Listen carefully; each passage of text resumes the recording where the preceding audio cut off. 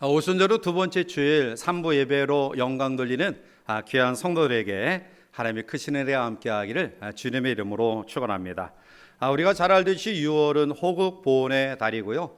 또 교회는 나라를 특별히 더 사랑하는 마음으로 또 기도하는 달로 정해서 계속해서 우리가 기도하고 또 예배하고 있습니다. 6월에는 우리가 잘 알듯이 현충일과 그리고 6.25 사변일이 들어 있습니다. 하나님께서 이 땅에 여기까지 놀라운 축복의 은혜를 허락하심을 믿습니다. 1948년 대한민국이 정부가 수립된 이후에 사실 채 2년도 되지 않아 가장 비극적인 6.25 사변을 경험합니다.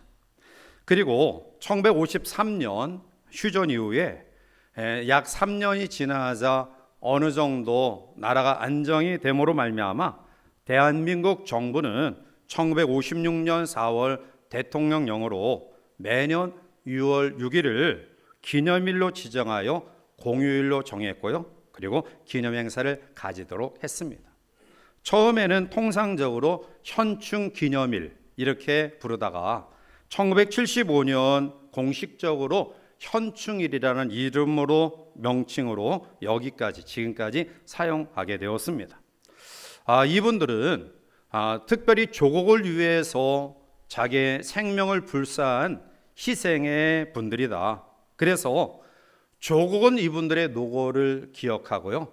그동안 소홀함이 많이 있었지만 또 최근에 몇 정부를 거치면서 이러한 유공자들 또 유가족들을 찾아서 또 안장을 한다든지 아니면 그들의 공을 또 기린다든지 또 업적에 보상을 한다든지 이러한 정책들을 우리가 보게 되는데요. 그것은 정말로 때는 졌지만 잘하는 일이라고 생각되어집니다. 자, 이와 같이 조국을 위해서 목숨을 바친 사람들을 결코 조국이 잊지 아니하고 그들의 공을 기리는 것처럼 성경에 보면 하나님의 나라와 복음을 위해 헌신한 사람들을 하나님은 결코 잊지 아니하시고 그들의 모든 것들을 아름답게 보상하십니다. 요한계시록 6장에 보면 5인을 떼실 때에 요한이 여호와의 제단 앞에 순교한 사람들을 보게 돼요. 요한계시록 6장 10절에 보면 큰 소리로 불러 이르되 거룩하고 참되신 대주제여 땅에 거하는 자들을 심판하여 우리 피를 갚아주지 아니하시기를 어느 때까지 하시려나니까 아니라고 말해. 지금 억울하고 왜 희생한 또 이렇게 헌신한 사람들을 외면하고 계시냐라는 거예요. 자, 그런데 요한계시록 6장 11절에 보면 각각 그들에게 흰 두루마기를 주시며 이르시되 아직 잠시 동안 쉬되 그들의 동무 종들과 형제들도 자기처럼 죽임을 당하여 그 수가 차기까지 알아 하시더라. 즉 하나님의 때에 하나님께서 반드시 그들을 보상하신다. 그들을 결코 잊지 않으신다라는 사실을 말씀하고 있습니다. 기독교의 역사는 바로 박해와 고난의 역사입니다. 특히 오늘 본문이 기록된 사도행전의 역사를 보면 더 우리가 그것을 자세히 알 수 있습니다. 사도 바울이 각 지역에 다니며 복음을 전파했을 때에 두 가지 상반된 반응을 보게 되죠. 하나는 사도 바울의 이 복음에 대하여 감동으로 수용하고 받아들여 하나님의 자녀로 거듭 태어나는 사람들이 있는 반면에 이 말씀에 대하여 외면하고 거부감을 가지고 오히려 사도 바울과 그리고 사도들을 핍박하는 사람들을 보게 됩니다. 자, 그래서 사도행전을 보면 하나님의 복음이 각 지역에 전파되어질 때 쉽게 전파되어진 적이 없어요. 수많은 그러한 고통과 박해를 경험했는데, 그런데 우리가 또 알 수 있는 것은 그럼에도 불구하고 교회와 복음은 점점 부흥하고 확산되어져 갔다라는 사실입니다. 오늘 본문의 말씀을 보면 사두개인과 사내들인 공회가 하나님의 사람들을 핍박합니다. 그런데 베드로를 비롯한 사도들과 초대교회는 전혀 주눅들지 아니하고 오히려 담대하게 하나님의 복음을 전파합니다. 예수님 시대나 그리고 그 이후에 바울 초대교회 시대나 아니면 중세 암흑기나 그리고 마지막 때 말세에 되어질 상황 가운데 공통적인 점은 교회를 향한 박해와 핍박은 외부로부터 오기도 하지만 교회 내에서 이러한 고난과 박해가 주어진다라는 사실입니다. 자, 그런데 이러한 상황 가운데서도 오히려 교회는 부흥한다라는 말씀입니다. 누가복음 21장 12절에 이 모든 일 전에 내 이름으로 말미암아 너에게 손을 대어 박해하며 회당과 옥에 넘겨주며 임금들이 집권자들 앞에 끌어가려니와 하나님의 복음을 전하는 사람들에게 주어지는 고난을 이야기하는데요. 요한복음 16장 2절에 보면 사람들이 너희를 출교할 뿐 아니라 때가 이르면 무릇 너희를 죽이는 자가 생각하기를 이것이 하나님을 섬기는 일이라 하리라 라고 말합니다. 즉 교회와 하나님의 사람들을 핍박하고 박해하면서도 이것이 하나님을 위한 것이다, 이것이 하나님을 섬기는 일이다 라고 교회 내에서 기독교 신앙 내에서 오히려 잘못된 신앙관을 가진 사람을 통해 어려움이 있음을 이야기하고 있는 것입니다. 이제 우리는 오순절 마가다락방 성령 강림절 이후에 이제 교회력으로 12월 초까지 우리는 오순절 기간을 지냅니다. 약 5, 6개월 동안 오순절 기간을 지낼 텐데요. 자, 이 기간 동안에 우리는 어떠한 믿음의 모습을 가지고 삶을 영위해 나가야 될까요? 오늘 마가 오순절 다락방 성령 충만함과 부활의 주님을 통해서 하나님의 살아계심을 경험했던 제자들의 그 상황을 우리들이 같이 묵상하면서 우리들에게 주시는 하나님의 은혜를 다시 한번 깨닫고 결단하는 은혜의 시간이 되기를 원합니다.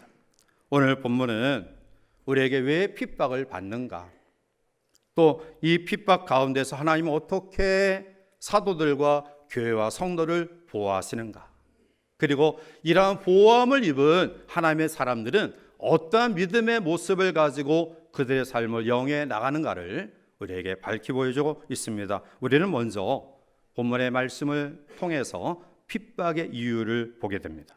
자, 왜 믿는 사람들에게 고난과 핍박과 그리고 박해를 당할까요? 그 첫 번째 이유는 바로 시기심 때문입니다. 사도행전 5장 17절에 보면 대제사장과 그와 함께 있는 사람 즉 사두개인의 당파가 다 마음의 시기가 가득하여 일어나서 라고 말합니다. 교회와 사도가 핍박을 받는 원인은 바로 사두개인들의 시기심 때문입니다. 왜 사두개인들이 사도들과 그리고 교회에 대하여 시기하는 마음을 가졌을까요? 그것은 자기들이 지금까지 생활해왔던 삶의 모습과 전혀 다른 모습과 결과를 보면서 시기하는 거예요. 베드로가 말씀을 전할 때 3,000명, 5,000명의 돌아오는 회개 역사가 일어나고요. 초대교회 성도들이 서로 떡을 떼며 또 서로 합심하여 기도하며 내 것 내 것 구분하지 아니하고 나눠주며 구제하며 또 베풀며 하나님을 찬미하며 또 백성에게 칭송을 받으니 날마다 구원받는 무리의 수가 늘어나더라라고 말씀하고 있듯이 놀라운 부흥과 사랑의 교제와 그리고 협력이 초대교회에 있었고요. 그리고 그로 말미암아 나타나는 초자연적인 기적과 능력이 그들 주변에 팽배히 번져나가고 있고요. 그리고 이 일로 인하여 사람들이 감동을 받고 사도들과 교회에 많은 사람들이 다니게 됩니다. 사랑하는 성도 여러분, 오늘 우리의 신앙생활 가운데 가장 위험한 적은 시기하는 마음이에요. 투기하는 마음. 이것은 위로부터 난 지혜가 아닙니다. 야고보서 3장 14절 이후에 그러나 너희 마음속에 독한 시기와 다툼이 있으면 자랑하지 말라. 진리를 거슬러 거짓하지 말라. 이러한 지혜는 위로부터 내려온 것이 아니요 땅 위의 것이요 정욕의 것이요 귀신의 것이니 시기와 다툼이 있는 곳에는 혼란과 모든 악한 일이 있음이라 라고 말씀합니다. 이웃교회가 부흥하면 기뻐해야 될 텐데요, 그런데 시기하는 마음을 가집니다. 새로운 신자가 와서 열심을 내고 봉사하면 참 격려하고 또 같이 기뻐해야 될 텐데 나보다 더 열심히 하는 새 신자의 꼴을 보지 못해요. 다른 사람이 더 봉사를 하면 질투하는 마음을 가지고 함께하지 않습니다. 오히려 방해합니다. 하나님이 복받는 것을 보면 참 그렇게 믿음 생활 하나님 앞에 하니 이러한 복이 임하시는군요. 정말 축하하고 같이 기뻐해야 되는데 오히려 시기예요. 여러분, 이러한 욕심이나 시기의 마음, 질투의 마음을 가지고는 하나님의 은혜가 우리 가운데 내려올 수 없습니다.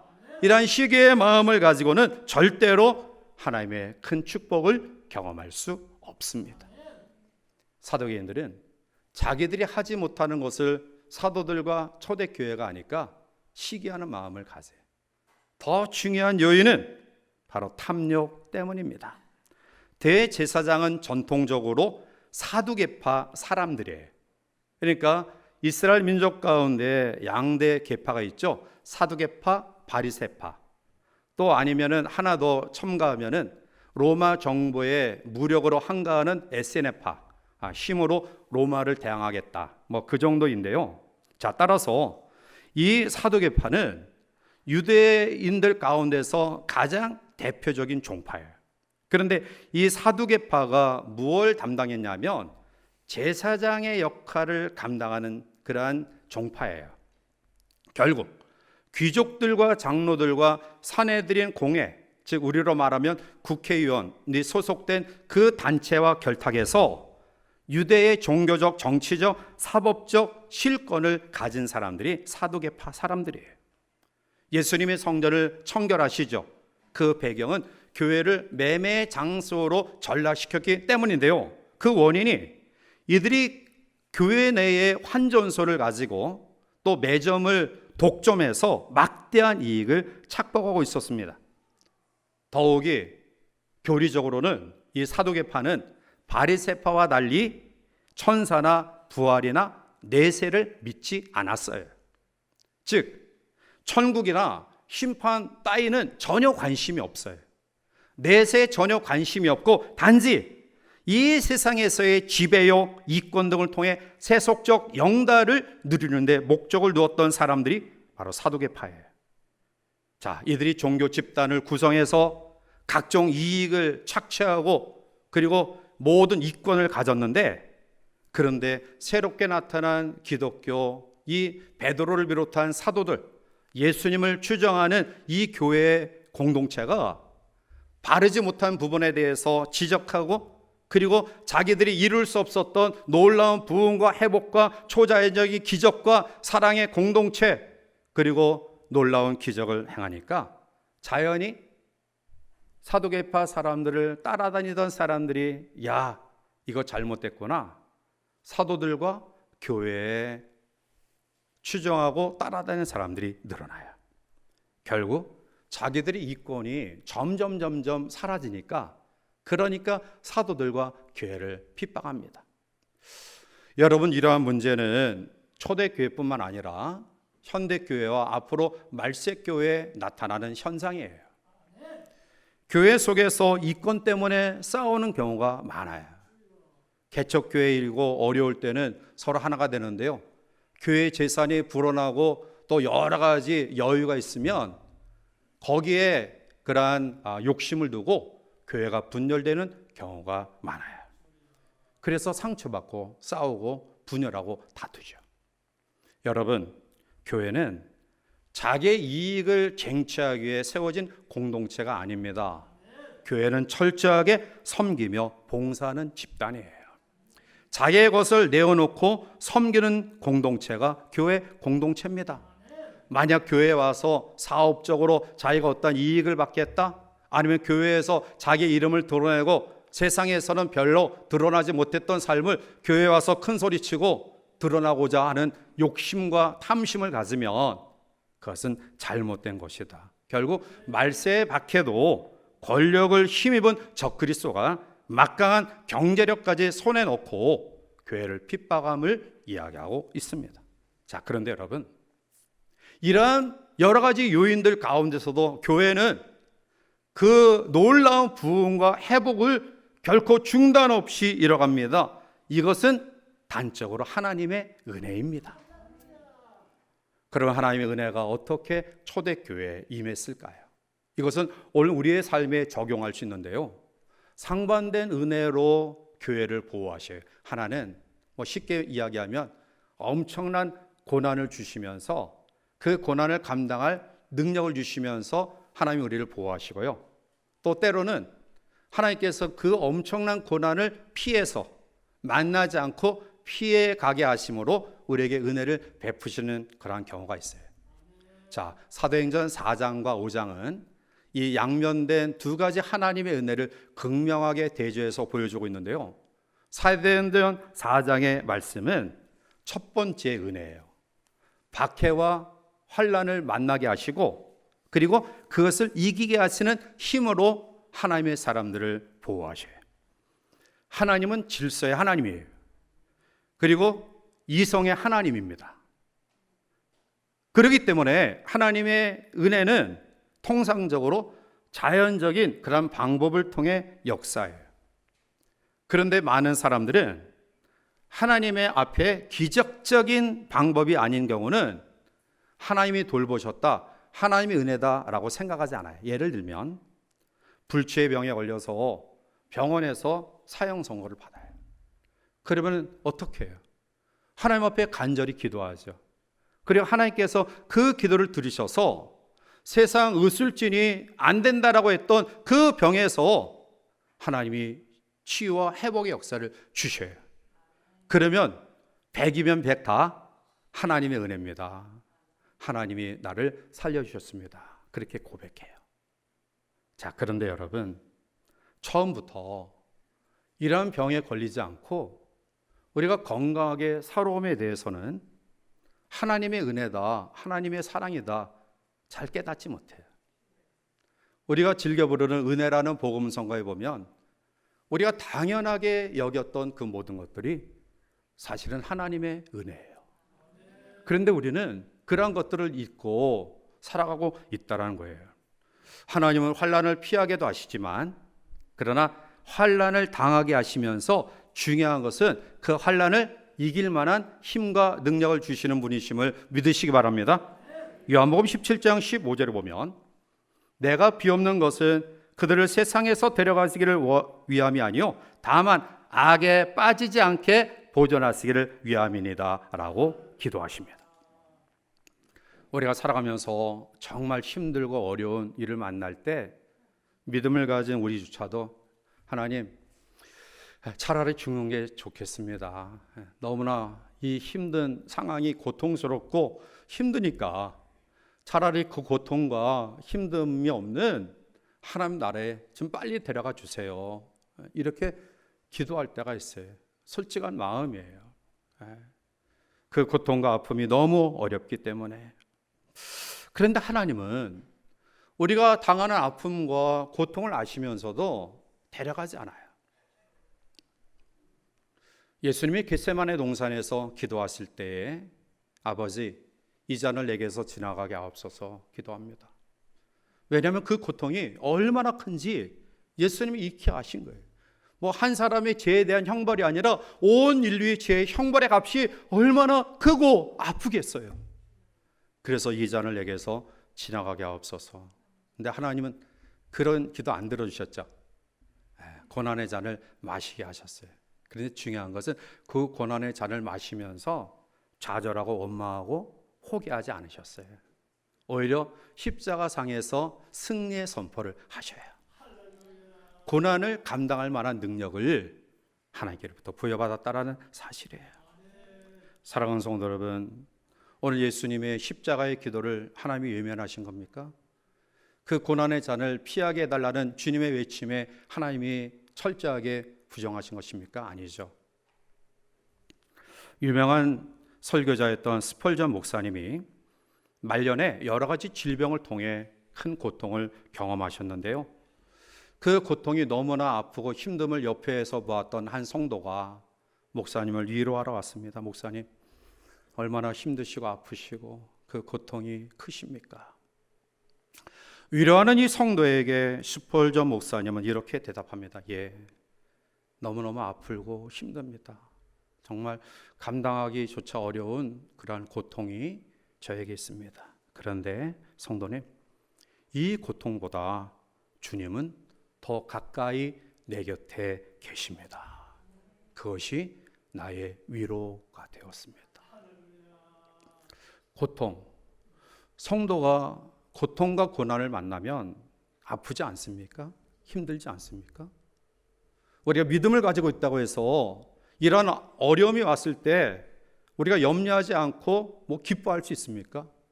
그럴 수 없습니다. 고통은 고통이고요, 시련은 시련이에요. 아픔은 아픔입니다. 그런데 성경에서 일관적으로 우리에게 약속하시는 하나님의 약속이 있어요. 그 약속은 하나님이 나를 찾아오시고요, 나와 함께 하시고요, 그리고 나에게 힘 주시고요, 이 상황을 이길 만한 능력을 주신다라는 말씀이에요. 이게 성경의 일관적인 약속입니다. 스펄전 목사님은 고통보다 더 가까이 계신 주님을 알았고요, 주님의 함께 하심을 믿었고요, 그 믿음으로 고통을 이겨 나가셨습니다. 오늘날 그 주님이 우리와 함께 하심을 확신하는 믿음이 우리 가운데 있다고 한다면 우리는 고난 가운데서도 능히 이것을 이겨나갈 만한 하나님의 사람으로 우뚝 세워질 줄 믿습니다. 두 번째는 하나님의 고통을 피하게 하시면서 우리에게 은혜를 베푸셔요. 이것이 4장을 지나서 5장에 나타나는 사도들에게 향하신 하나님의 은혜예요. 자, 사도행전 5장 18절과 19절에 보면 사도들을 잡아다가 옥에 가두었더니 주의 사자가 방의 옥문을 열고 끌어내어 이르되 라고 말씀해요. 자연적 질서를 통해서 역사하시는 하나님은 때로는 급하고 필요하면 초자연적인 그러한 방법을 우리에게 사용하셔요. 사도행전에 보면 주의 사자가 나타났다, 이 하나님의 현현하심의 사건을 5번이나 기록하고 있어요. 즉 어렵고 위기 때에 하나님이 나타나셔서 피할 길을 내어 주신다라는 거예요. 그 환난을 모면케 하신다라는 것입니다. 사도행전 16장에 보면 바울과 실라가 옥에 갇혔을 때 하나님을 찬미하며 기도합니다. 주의 천사가 나타나서 그의 양 발목과 양 손목에 묶여져 있던 쇠사슬 착고를 풀어주시고요, 옥문을 열어주시고요, 그리고 옥에서 나오는 놀라운 은혜를 허락하셔요. 이것이 하나님의 은혜의 두 번째 방법이에요. 사실 우리들이 지금까지 살아오면서 느끼지 못했던, 내가 내 마음속에 또 생각하지 못했던 그러한 부분들이 많아요. 그것이 은혜예요, 은혜. 여러분이 열심히 살아오셔서 여기까지 오신 것 같죠? 그렇지 않아요. 우리는 그 상황을 이해할 수 없고 볼 수 없지만 아마 하나님 편에서 볼 때는 과거, 현재, 미래 속에 과거에 네가 힘들게 살았다고 이야기하지만 내가 얼마나 많이 너를 도왔는데 아마 그렇게 말씀하실 것 같고요. 우리의 미래도 마찬가지예요. 우리의 미래도 아마 우리가 하나님 앞에 하나님 나라에 들어가기까지 그 수많은 삶의 여정 속에 많은 그런 환난의 요소들을 막아주시고 피하게 하시고 우리를 천국으로 인도하실 줄 믿습니다. 하나님의 은혜는 우리가 환난을 통해서 감당할 만한 능력으로 함께 하시기도 하고요, 때로는 우리가 너무나 급하고 너무나 연약하기에 그것을 피할 수 있는 길도 허락하십니다. 그러면 이러한 놀라운 은혜를 경험했던 마가 오순절 다락방 성령 충만함을 통해서 부활하신 주님의 놀라운 능력을 기적을 경험했던 초대교회 성도들은 어떠한 모습으로 살아왔기에 오늘 우리에게까지 복음이 전파되어져 왔을까요? 오늘 본문은 3가지 아름다운 믿음의 결단을 이야기합니다. 첫 번째는 담대한 믿음이에요. 담대한 믿음. 어렵고 힘들더라도 강하고 담대한 믿음으로 무장하시기를 바랍니다. 사도행전 5장 25절에 사람이 와서 알리되 보소서 옥에 가두었던 사람들이 성전에 서서 백성을 가르치더이다니 라고 말해요. 여전히 공회에 끌려와서 고통을 당하고 그리고 하나님의 은혜 속에 다시 나왔지만 그들은 또다시 공회에서 성전에서 하나님의 말씀을 전해요. 그것이 부활하신 주님 성령 충만함을 경험했던 제자들의 믿음의 모습입니다. 상황 변하지 않아요. 사두개파의 핍박 여전히 계속되고요. 사내들인 공회의 위협 여전히 놓여져 있어요. 그런데 사도들과 교회는 두려워하지 않아요. 오늘 우리도 마찬가지 아닌가요? 우리가 매 순간순간 삶을 은혜 속에 영위해오지만 여전히 오늘 예배하는 이 순간에도 내가 염려할 수밖에 없고 걱정할 수밖에 없고 내 힘으로 해결할 수 없는 여러 가지 문제 앞에 우리가 지금 있어요.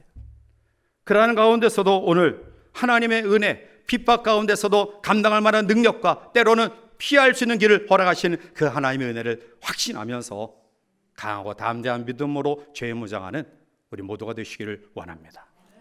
두 번째는 하나님의 말씀에 순종하는 믿음입니다. 본문 29절에 오면 베드로와 사도들이 대답하여 이르되 사람보다 하나님께 순종하는 것이 마땅하니라 말합니다. 여전히 사도계파가 위협합니다. 사내들인 공회 회원들이 그들을 위협해요. 그래서 그들의 말을 들으면 생명을 유지할 수 있어요. 어려움 당하지 않을 수 있어요. 그런데 사도들과 우리 초대교회는 사람보다 하나님께 순종하는 것이 마땅하다.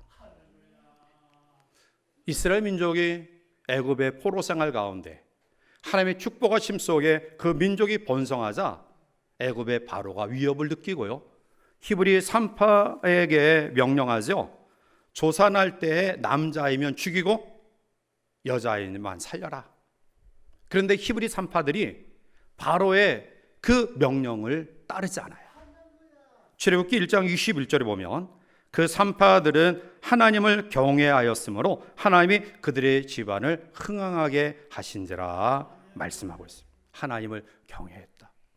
사도 바울은 갈라디아서 1장 9절에서 내가 사람을 좋게 하랴 하나님을 좋게 하랴 사람을 기쁘게 하랴 만약 내가 사람을 기쁘게 했다고 한다면 하나님의 종이 아니다라고 고백해요.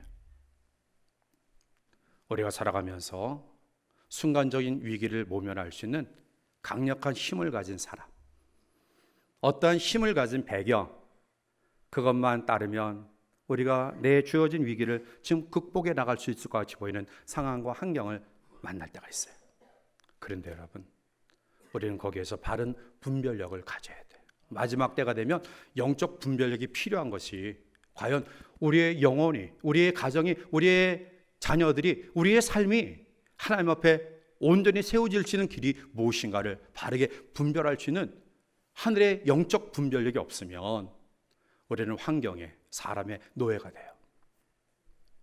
오늘 사도들은 하나님의 말씀에 순종하는 것이 더 옳다. 세 번째는 사명감으로 그들이 귀한 삶을 살아가요. 32절.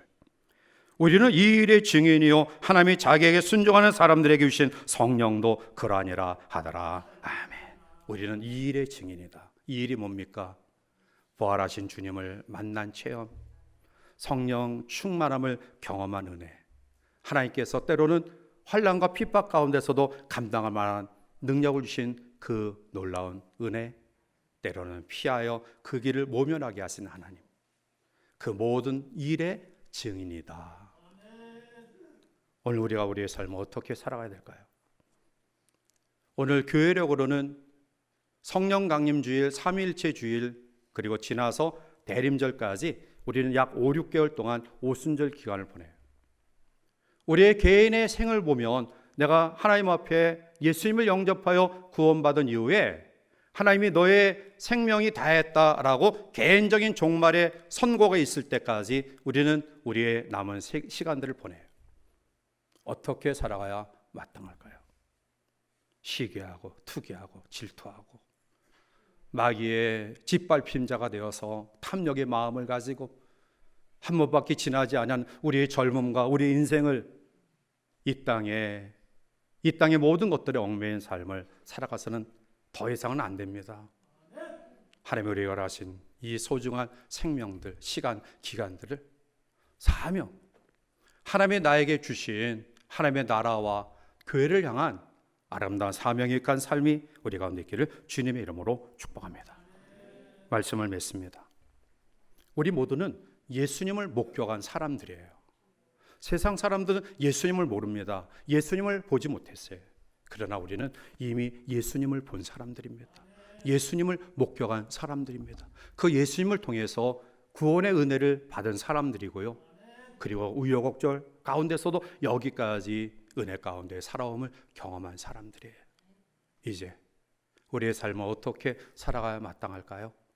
바로 사도들처럼 하나님 앞에 강하고 담대한 믿음과 말씀의 순종함과 그리고 사명적 삶을 살아감이 오늘 우리에게 주어진 남은 생애의 축복임을 믿습니다. 이런 아름다운 믿음으로 교회력 기간 속에서 우리가 대림절까지 보내시길 바라고요. 더 나아가 개인의 종말이 우리에게 오기까지 사명적 삶을 힘있게 감당하는 우리 모두가 되어서 주께서 기약하시고 그 나라에 우리 모두가 함께 기뻐하는 놀라운 은혜와 축복이 우리 가운데 넘쳐나기를 주님의 이름으로 간절히 축원해 드립니다. 기도하시겠습니다. 존귀하신 하나님, 은혜를 감사합니다. 마가오순절 다락방 성령 충만함을 경험했던 주의 제자들이 여전히 상황이 변하지 않았고요. 그들을 힘들게 하던 사람들이 산지에 있는 가운데서도 강하고 담대한 믿음으로 말씀에 순종하는 신앙으로 그들이 목도한 이 귀한 사명을 최선을 다해 은혜 가운데 감당합니다. 그래서 오늘 우리에게까지 하나님의 복음이 전파되어져 왔습니다. 이제 땅끝까지 이르러 증인된 삶을 누가 감당해야 될까요? 예수님을 목격한 우리들, 예수님의 은혜를 체험한 우리들, 그리고 예수님께로부터 부여받은 사명을 깨닫는 우리를 통해서 이 일을 이루실 줄 믿습니다. 함께 독려하며 격려하며 사랑하며 위로하며 힘을 합쳐 우리의 남은 생에 시기하고 투기하고 다투며 분열과 욕심과 탐욕 속에 낭비하지 말고 하나님 앞에 이 귀한 사명 힘있게 감당하는 우리 모두가 되게 역사하여 주시옵소서. 예수님의 이름으로 기도하옵나이다. 아멘.